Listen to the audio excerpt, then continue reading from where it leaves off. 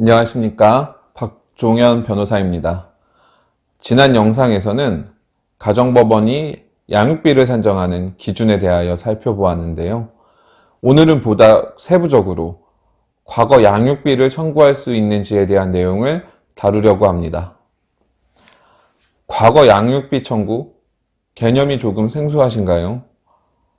부모가 되면 자신의 자녀를 양육해야 할 의무가 있습니다. 그렇기 때문에 어떠한 사정으로 인하여 부모 중 어느 한쪽만이 자녀를 양육하게 되더라도 그 일방은 상대방에 대하여 이미 지출한 비용, 즉 과거 양육비를 청구할 수 있는 것입니다. 그런데 지난 1994년 대법원 전원합의체 판결이 나오기 이전에는 과거 양육비 청구가 인정되지 않았습니다. 부모는 자녀를 부양할 책임이 있고 그 일방이 스스로 자녀를 양육한 이상 비록 혼자서 양육비를 지출하였다고 하더라도 이는 부모로서 부양 의무를 다한 것에 불과하다라는 것이 예전 판례 입장이었습니다.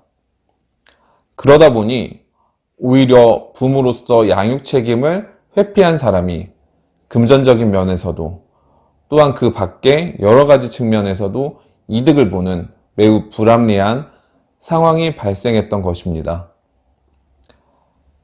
이러한 과거 판결에 대하여는 사회적으로 비난 여론이 많았습니다. 결국 대법원은 학계와 사회의 여론을 반영하여 입장을 바꾸게 된 것입니다.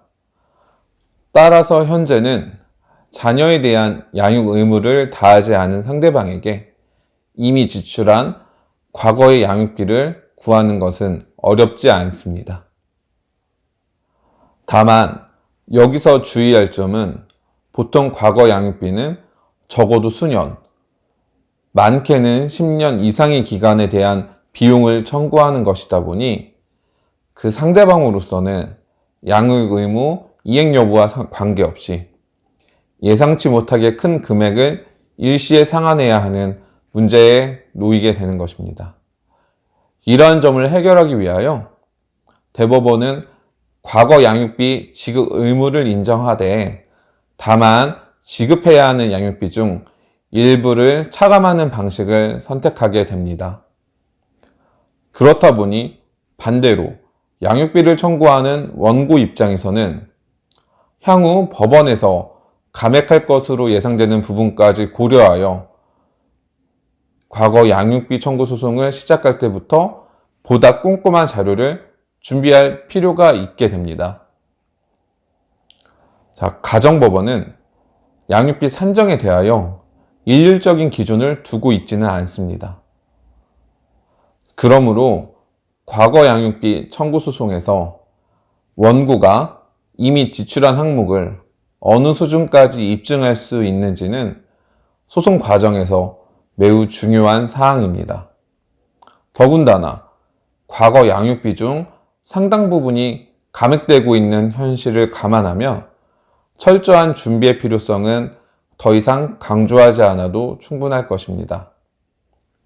그렇기 때문에 본격적인 소송을 시작하기에 앞서 아이를 위하여 지출한 비용과 구체적인 항목을 미리 정리해야 하는 것이 중요해지며 이때 변호사의 도움을 받을 수도 있습니다. 이렇게 해서 오늘은 과거 양육비 청구에 대한 내용을 살펴보았습니다. 양육비에 대한 보다 자세한 내용은 저희 블로그를 통하여 확인하실 수 있습니다. 그럼 오늘 영상은 이만 마치겠습니다. 감사합니다.